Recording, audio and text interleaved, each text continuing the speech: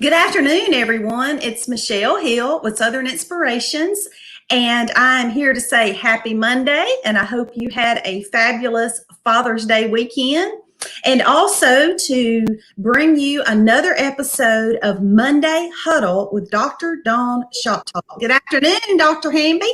Good afternoon, Michelle. How are you today?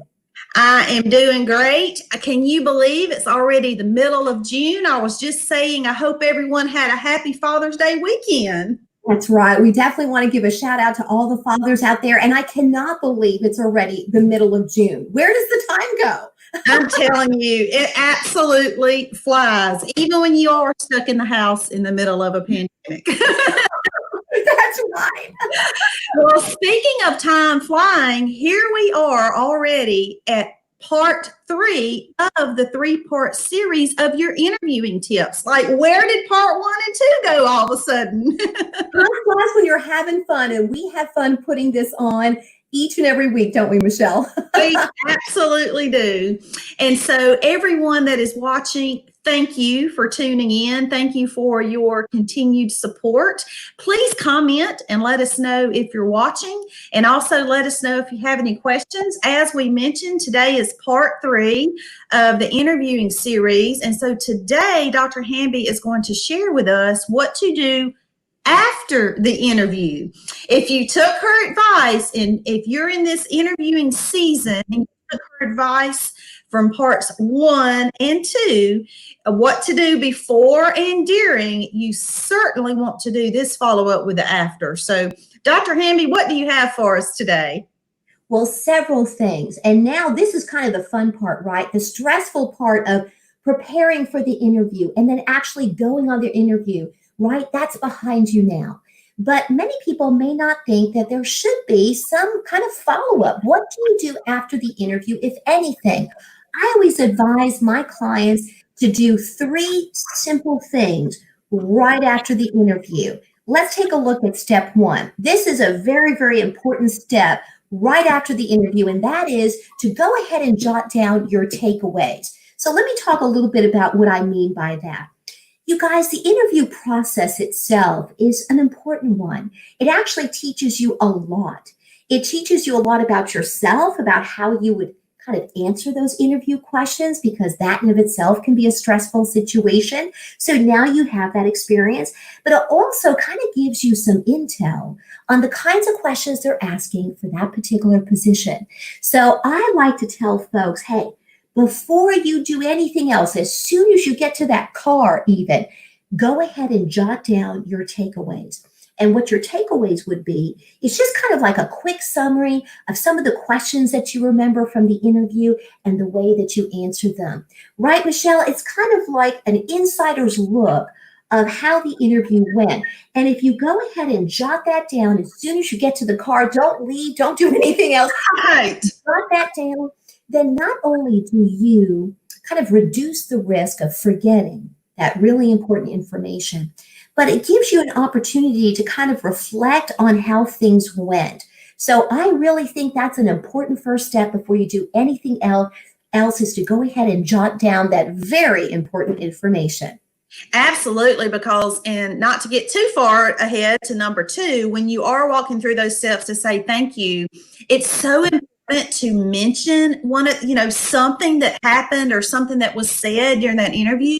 And to your point, if you do it immediately, you're lessening those chances of forgetting. We all think, oh, I'll remember that. But then we get going with our day and so easily forget. So definitely jot them down before you even get, out of the parking lot. Exactly. Right there in your car. That's what I would advise, right? So that's important. And then keep that notebook. Oftentimes, you might be in a situation where you would go perhaps on another interview. Or what if you're called back to that same organization for a second interview? Then again, those notes that you took, whether it's in a small notebook you keep in your purse or a larger kind of binder or some sort of legal pad you keep in the car, it's valuable information, and it also will increase your confidence because you can kind of assess how you did.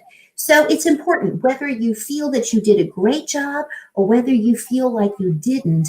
Either way, it's an important tool, especially, Michelle, if you feel that there were things you could work on. If there was a question that really kind of threw you for a loop, again, if you write that down, you're going to be better prepared, right, for the next interview. Right. Go home and research that. Exactly.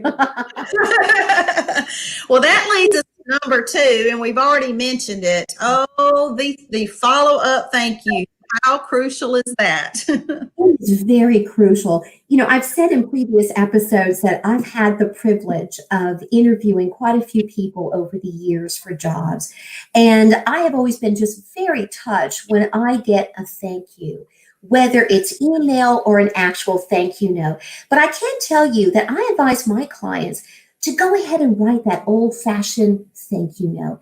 There is nothing like a personal note. I personally believe it will make you stand out amongst the rest if you have sent a personal thank you card of some sort to the interview team.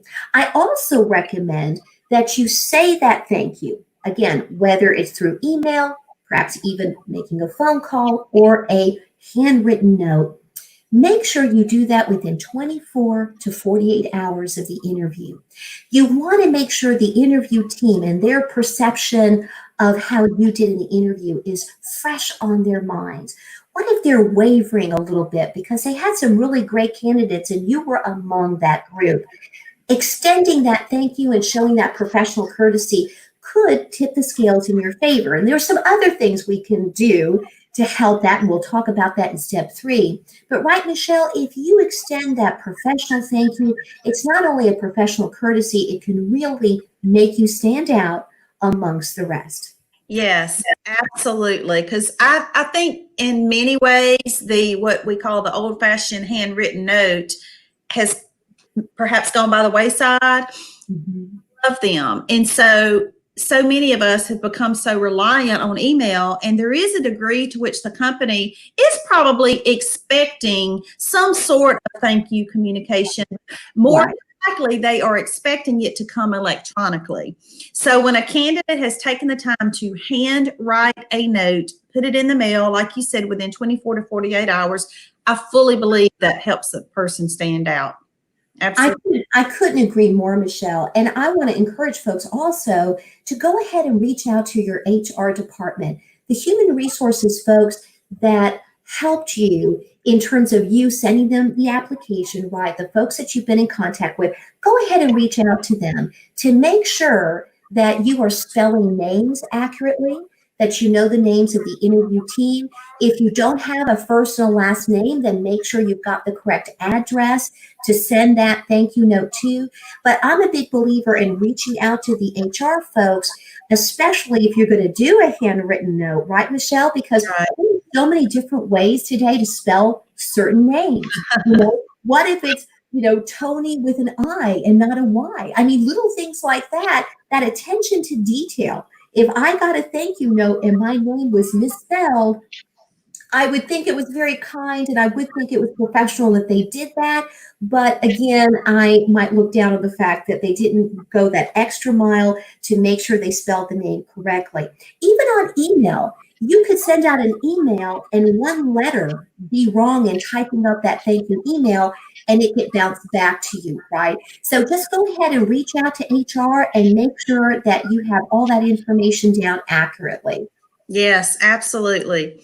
Well, before we move to number 3, we'll take a moment to say hi to Amelia and Susie, who are both watching and Hello, ladies. So thank you for watching, ladies. We so appreciate your support. And so important is step number 3. And what is that, Dr. Hamby? Step number 3, you have to follow up. You have to follow up anywhere from a week to 3 weeks. And let me explain the difference. Okay.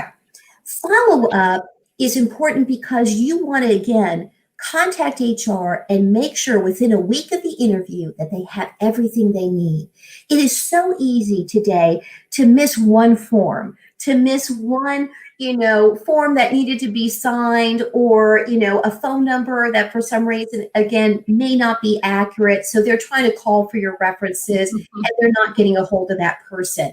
Go ahead and give HR at least a week, but within that week, go ahead and reach out to them and make sure there's been no issues with those recommendations, those references, and things along those lines.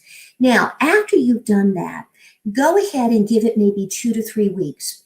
But within a 3-week time period of that interview, you want to go ahead and follow up one more time. You certainly don't want to be a pest, okay? But it's not being a pest to follow up within 2 to 3 weeks. If anything, it's going to show your dedication. It's going to show your interest and your commitment for that position.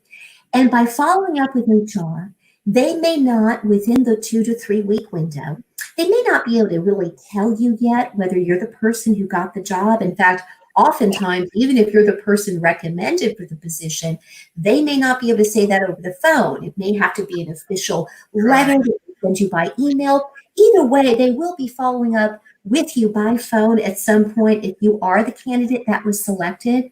But again, what if you're one of several people that they're really considering? What if you've even come in for that second interview? It is okay to follow up one more time within a couple of weeks. Again, that's going to show your commitment, your dedication, and your interest in that position. And that one thing alone could tip the scales in your favor, and you could land the job over someone who didn't show that level of interest and dedication. Absolutely. 3 wonderful tips. They're simple, but sometimes life can get so busy and we might move on to the next interview or the next thing on our to-do list and just simply forget. But I believe that if we implement all 3, like you said, it truly can make a difference. And with that, y'all, we want you to know, and we want to continue to share that speaking of the tip of the iceberg, that's right, just the tip of what all Dr. Hamby offers as part of her overall career confidence boot camp, her coaching from a career, professional level as well as a personal level. And so please know that one-on-one and group opportunities are available, and every single session that she offers y'all includes that free 30-minute initial consultation. Dr. Hamby, right, where you just kind of talk through, where is it that you feel, what do you need? Where do you need help? So tell us a little bit more about those services, and then I'll pop the website up here too. Absolutely. It is important, I think, to offer clients or prospective clients that free 30-minute consultation, especially if you've never worked with a career coach or a life coach before. Or maybe you're the person in your organization who's putting together a workshop or some sort of training, and you take a look at the website and you're not sure if maybe some of the topics that I cover on the website are exactly what you're looking for, but they're close. Well, then go ahead and reach out to me, because that 30-minute consultation is absolutely free. And what it includes is you and I talking about more specifics about what the services are, what the topics are. And that way you can figure out if either hiring me as your career coach or life coach, or asking me to come present at a future meeting, whether that's live and in person one day, or if it's just virtually through Zoom, you can kind of figure out if that would work for you. So I think it's really important when you're in the business of offering consultations that you offer that free consultation initially, so that people can figure out if that would work for you. Definitely the website. So thank you, Michelle, for putting that up there. The website is going to give you tons of information, but definitely reach out to me by phone, reach out to me on Facebook Messenger or through email. And all that information is both on Facebook and on the website. Good stuff. And as your tagline says, it's training for today's world of work. And so y'all, if you've not checked out the website and Dr. Hamby's social media, be sure to do that. We invite you, of course, to continue to watch the huddles. And speaking of the huddles, we have a little news to share about the huddles moving forward, beginning with next Monday, June 29th. So Dr. Hamby, tell folks what to expect next week. Well, if you guys didn't know this lovely lady, Michelle Williamson Hill, has actually been training me to eventually be able to broadcast the show on our Facebook page at Dr. Dawn ShopTalk. Now, we are big believers in continuing our collaboration. I couldn't do the show without Michelle. She couldn't do the show without me and the content we're offering. So we think it's a wonderful partnership, and we would like to continue moving forward in offering these shows and these tips each and every week. But now I feel like she's trained me well enough that I could broadcast it on my own Facebook page.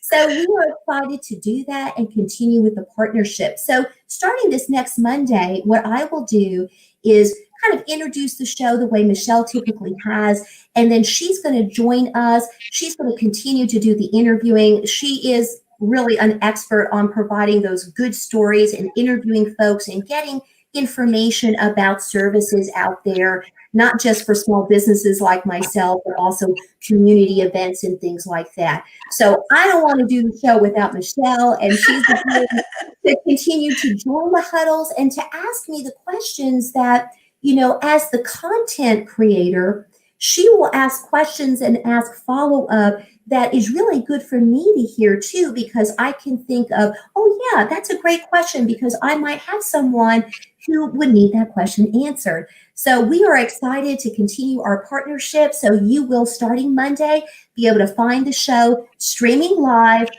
same time, 12 noon on Mondays, but here on out, it would be on the Dr. Dawn Facebook page. Right, Michelle? That's exactly right. And y'all, you can, you'll be able to see that information on the Southern Inspirations page and the Dr. Dawn Shop Talk page. Both of us will be sharing that. And one more, this is a teaser. I don't want to get the whole thing, but we've been doing a little bit of tweaking on the Shop Talk look. We're keeping the logo. That is a fabulous logo, and it just speaks directly to Dr. Hamby's style and what she's offering and all of that.